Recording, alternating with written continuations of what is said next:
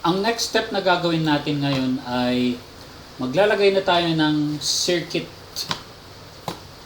So, from lighting, mag-end tayo sa circuit number 2. And then, mag-start tayo sa circuit number 3. Dito sa power layout. So, ito. Oops. Palitan ko ng white.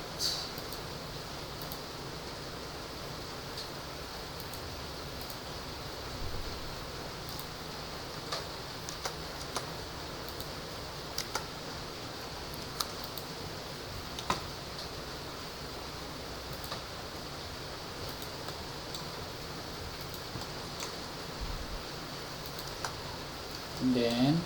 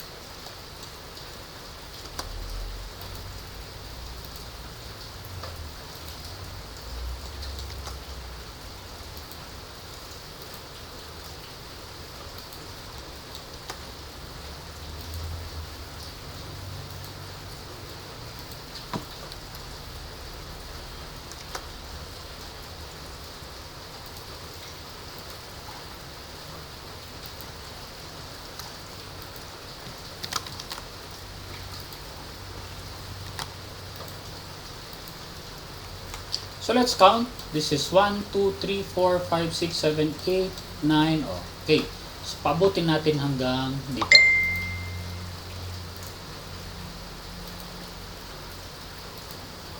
So, this is now circuit number 3.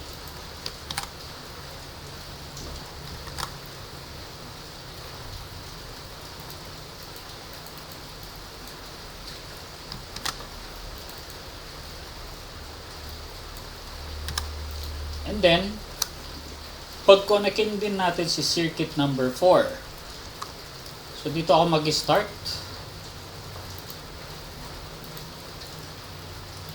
Yan, 1, 2.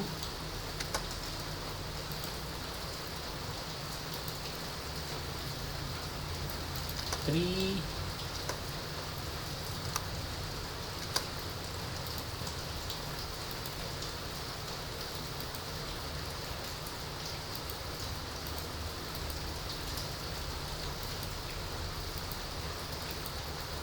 1, 2, 3, 4.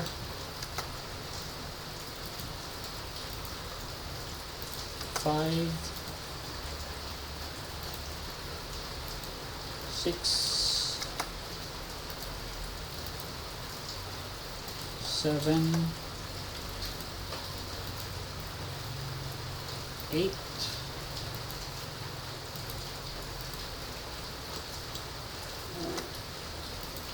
9, and then 10. So let me count. 1, 2, 3, 4, 5, 6, 7, 8, 9. Saan kaya yung isa? Ayun! Hindi ko na i-connect ito. So, dyan.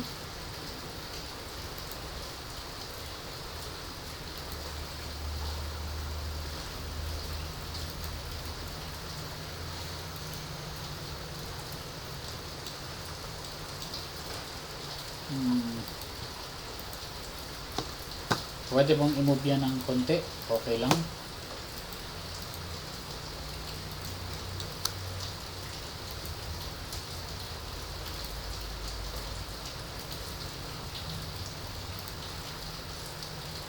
Yan. So, ulit. 1, 2, 3, 4, 5, 6, 7, 8, 9, 10 bulbs. I mean 10 outlets in one circuit. Tapos, i-connect na natin dito. This is circuit number 4. And then, make a line.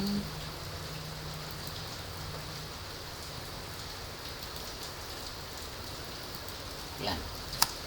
Tapos, susunod na mga circuits ay para sa aircon.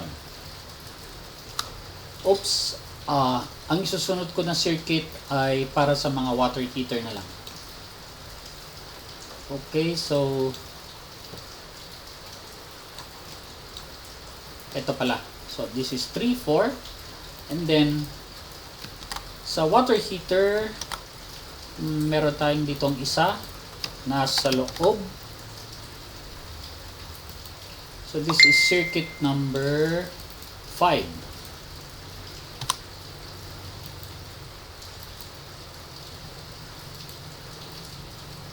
Yan. And then meron pa tayong water heater dito sa CR kabila. Lipat ko lang yan. Pwedeng ganyan.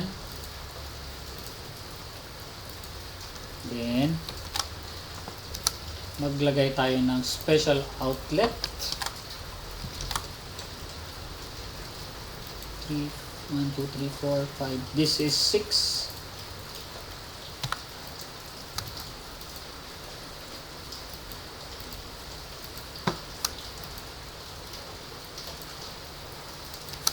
Next, special outlet is yung mga aircon ulit. This is, let's say this is 1 horsepower and then 1 horsepower dito. Then dito sa malaking bedroom, 1.5 horsepower. So, ang gagawin ko ngayon, 5, 6, this is circuit number 7.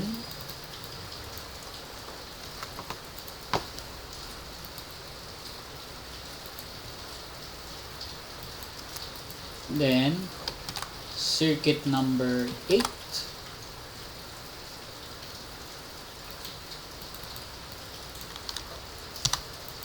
Tapos, circuit number 9, yung aircon dito na isa. This is 1.5.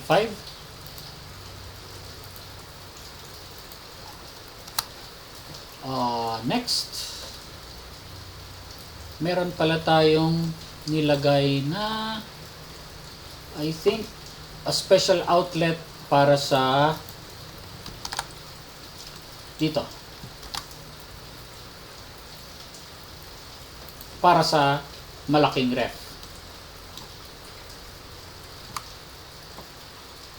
So this is special outlet for the large ref. So this is 9. Ito yung aircon circuit number 9. Ito yung aircon 7, 8, and 9. And then this becomes now circuit number 10. This is for the refrigerator. And finally, circuit number 11 for the water pump.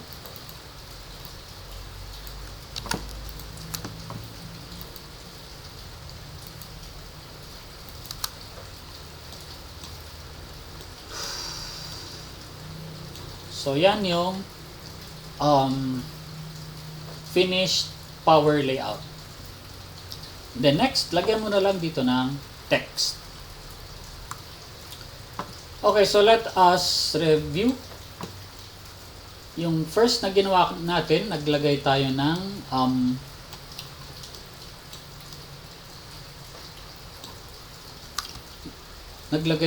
mga convenience outlets.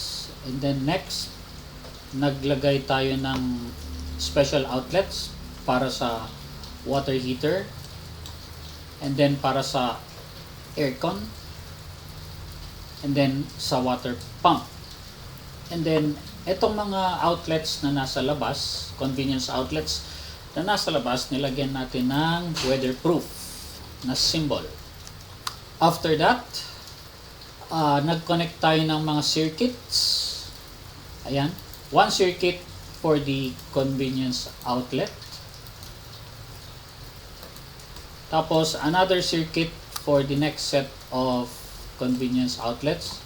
And then special outlets has its own circuit, which is circuit number 5, 6, 7, 8, and 9, and then 10, and finally 11. Tapos, dun sa baba, naglagay ako ng text na power layout.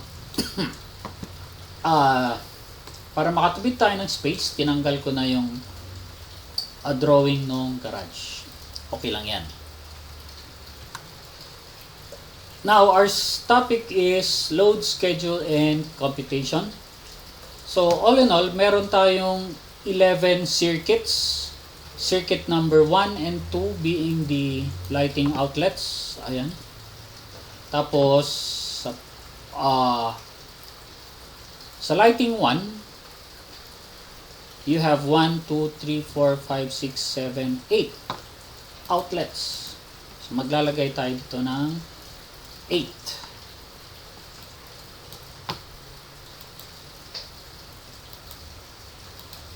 And then, sa lighting number 2, or circuit number 2, you have 1, 2, 3, 4, 5, 6, 7, 8 then.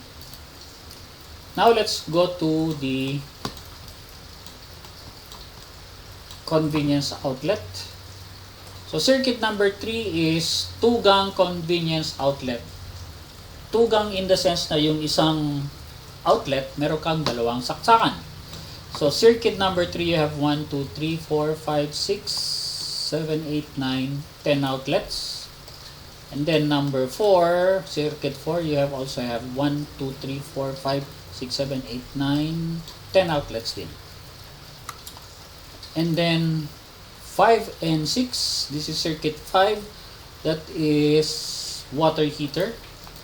Circuit 6 is also water heater, so isang outlet din yan. Basically, lahat na yan ay single outlet. Like for circuit 7, this is 1 horsepower aircon unit. 8 is 1 horsepower aircon unit. And then 9 is 1.5 horsepower aircon unit. And then number 10, this is refrigerator. Finally, 11 is water pump. Nilagyan ko ito ng 1 horsepower din. Next, yung voltage natin is 230 lahat yan. So yan yung provide na voltahe ng Nobelco. And then dito tayo sa VA. VA stands for volt amperes. Pag minultiply mo yung volt times amperes, this is watts. Para sa lighting outlet, bawat bumbilyo bawat bulb gumagamit niya ng 100 watts. So, that is equal to 100 times number of outlets. Kaya 800. And then, same thing here, 100 times the number of outlet. Okay, so dito pa lang, si 100 is constant. Yan ang sinasabi sa electrical code. Bawat outlet, you provide 100 watts. Pero in reality, pag bibili ka ng bulb ngayon, panay LED, light emitting diode or LED. Normally, yung maliit na LED bulb is 5 watts na lang. Tapos, pero kapag malalaking for bigger rooms, okay, aabot na yun ng mga 20 watts, ganun, 30 watts, things like those. Pero dito sa code, 100 watts, so malaki na yan. Next, punta tayo ngayon sa convenience outlet. Para sa convenience duplex outlet or 2-gang convenience outlet, ang isang wall outlet, meron niyang dalawang plug. So that is equal to 180 per plug. So multiply mo yan ng 2. So magiging 360 per outlet. Then multiply that by the number of outlets. So that is 3,600. Ganon din dito. 3,600. Parehas silang 10. And then, punta tayo ngayon kay water heater. So, saan natin nakuha yung 3.6 kilowatts na water heater? So, ito yon. For example, ito. This is 5.6 kilowatt multi-point water heater. Ang ibig sabihin ng multi-point, pwede mong i-connect dyan yung shower, and then pwede mo ring i-connect dyan yung lavatory. Okay, kapag single point naman, kagaya ito, 3.5 kilowatts, yung shower lang talaga. Okay, so yan ang pinagkaiba ng multi-point. So, ibig sabihin, mas malaki ang konsumo nitong multi-point. You can see this, 5.6, and then single point, 3.5 kilowatt. Okay, ngayon, saan ko kinuha yung 3.6? Ito may 4.5, may 3.8. Okay. So, yan. Now, there are some cases na dito sa CR, naglagay tayo ng water heater dito. Kapag gusto ng client na yung lavatory mo heated, tsaka yung shower heated, then you use multi-point. Pero, ang pag gusto naman nung may-ari yung kitchen dining niya, heated din yung kitchen sink, yung water ng kitchen sink. Wag na wag mong i-connect yung water heater sa CR dito sa kitchen sink. Hindi na pwede yun. Mag-provide ka na ng separate na water heater para dito sa kitchen dining. So going back here, so 3.6 kilowatts is simply 3,600 watts. Ngayon punta na tayo sa 1 horsepower tsaka 1.5 horsepower aircon unit. From table 4.30.14.2, which is full load currents in amperes, this is for single phase alternating current motors. Okay, so yung mga aircon na yan, may motor yan, syempre. Ito yung horsepower. Kapag 1 horsepower, ang full load current niya is 8. And that is for 230 volts. And then kapag 1.5 horsepower, it is 10. So, dyan natin kukunin yung values na 8 tsaka 10. Okay, so ngayon, yung 1 horsepower, ang sabi kanina sa table ay 8. Multiply natin yan ng 230 para maging volt amperes. And then ito, 8 din siya kasi 1 horsepower. 8 times 230. And then this is 10 from the full load current times 230. Sa refrigerator, by the way, ang ginagamit na refrigerator, i-assume na lang natin na 1 horsepower din yan. Besides, inverter na ang mga aircon tsaka refrigerator ngayon. So kapag inverter, mas maliit na ang ginagamit na consumption. Pero sa ating pag-compute, let us use, for me, I use 1 horsepower. So safe na yan. So 1 horsepower is again 8 times 230. Ganon din dito sa water pump. 1 horsepower din. So yung ibang mga malilit na bahay, instead na 1/4, instead na 1 horsepower, ginagamitan nila yan ng 3/4 horsepower. Okay lang yun. So next, so this is also 8 times 230.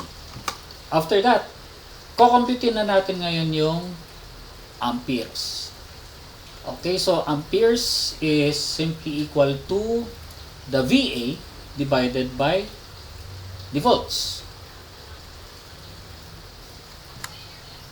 So this is equal to 800 divided by the volts na 230, 3.48 amperes.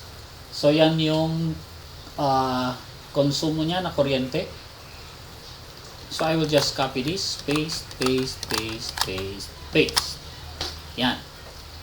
Itong water heater, wala itong motor. So it is just plain 3,600 divided by 230 equals 15.65. Ngayon, etong mga motor,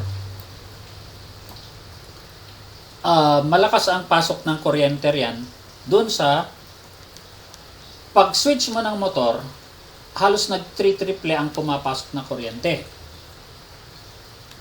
So for example, sa isang bahay, meron kang isinaksak na malaking motor. Okay, for example, nag-switch on ka ng water pump. Okay, yung water pump na 1 horsepower, isinaksak mo yun sa, let's say, sa lighting outlet. Kunyari lang, Ngayon, kapag inon mo yung motor, mapapansin mo na yung mga ilaw, magdidim siya, hihina siya, at the instant na inon mo yung motor. Ibig sabihin, kapag nag-on yung motor, yung unang pasok ng kuryente ron, halos nag-3-triple. Okay, so 1840, nagmumultiply yan ng, let's say, 3 times. So, ganun katindi ang motor. Kaya, same thing, equal to 1840 divided by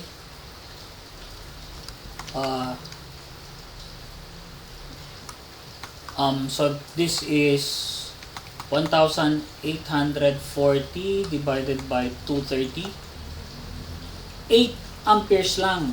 Pero, as I've said before, halos nag-3-triple ang pasok ng kuryente. Kaya, imumultiply natin to ng 2.25 or 225%.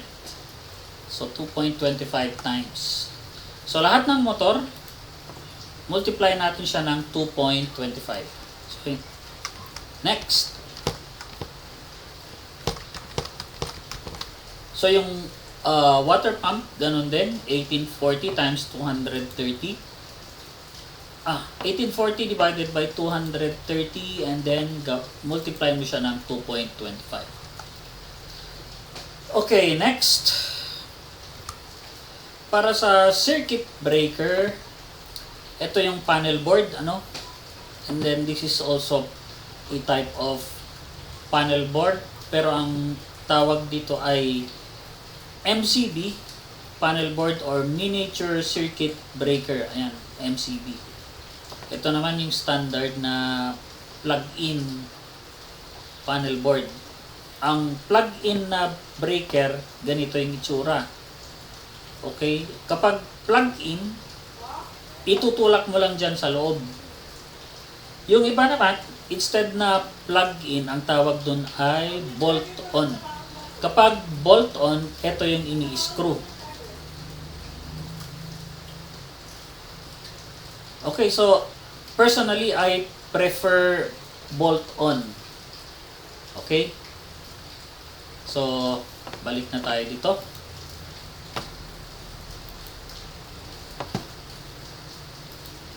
By the way, ito yung circuit breaker. Ito yung protection device na gagamitin natin. Ang purpose ng breaker, ito yung rating ng breaker. You have 15 ampere, 20, 30, and 40, 60 ampere. For a 15 ampere breaker, kapag lumampas ka na ng 15, let's say 15.2, automatic shut off yan. Okay? For 20 ampere breaker, kapag lumampas ka na ng 20, mag-shut off siya. So, meron ding mga specific ratings ang protective device or circuit breakers. By the way, ang pinakamaliit na size ng circuit breaker is 15 ampere. Next is 20, 30, 40, 50. 15 amperes. Take note, ang rating ng breaker ay amperes. Now let's look here. Tingnan nyo tong lighting outlet. 3.48 lang ang amperage. Pati rin yung circuit number 2, 3.48. Ibig sabihin, pwede mo palang pagsamahin yung dalawang breaker, or yung dalawang circuit, pwede mo pa rin pag-isahin kasi 6.96, hindi man lang siya umabot ng 10, hindi rin siya umabot ng 15. Pero, as I've said before, mas maganda na yung paghiwalin mo yung mga circuits mo. And meron ding provision ng code na ang maximum number of bulbs sa isang circuit is 8 bulbs lang. So, let's look here. The code says minimum wire for lighting is 2.0 mm squared, THHN copper. So, ito naman yung mga itsura ng wires na ginagamit sa house wiring sa loob ng bahay. So, merong 2.0, 3.5, 5.5, and then meron ding sizes yan corresponding na number 14, number 12, number 10, number 8, number 6. Okay? So, yung pinakamaliit na size ng wire is 2.0 mm squared. Yan. Next to 2.0 is 3.5 mm squared. And these wires should be made of copper. Huwag kayong gagamit ng aluminum. So yung wire, dyan dumadaan yung kuryente and dapat nabalutan ito ng thermoplastic heat nylon covering. Yan yung ibig sabihin ng THHN. Ibig sabihin, umiinit din yung copper kapag dumadaan ng kuryente yan. Siyempre, kailangan mabalutan mo yan ng covering. Also, yung covering na yan, ang purpose niyan, para hindi rin mabasa yung wire. At siyempre, para rin hindi makuryente yung tao. Now, let's look at the term ampacity. Ampacity is a term for the maximum current carrying capacity in amps of a particular device. Okay? For example, yung ampacity ng 2.0 mm square is 25 amps.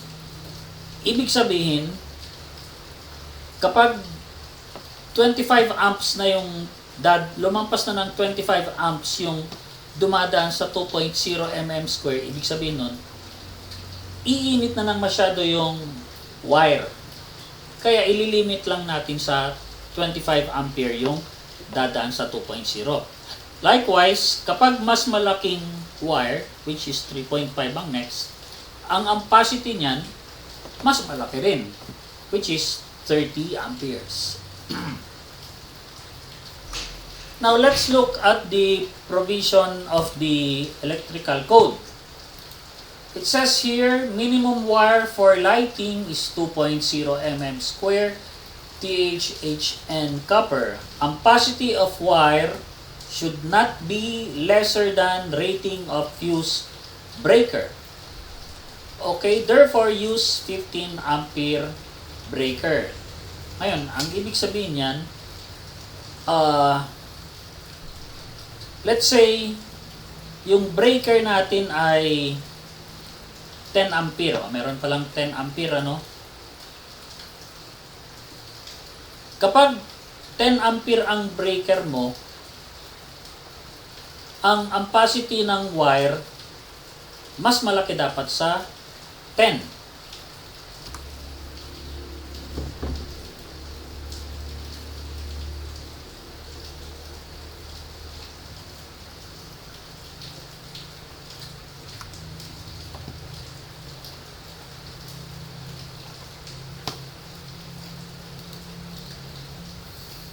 Okay, so ito yung wire sizes in millimeter.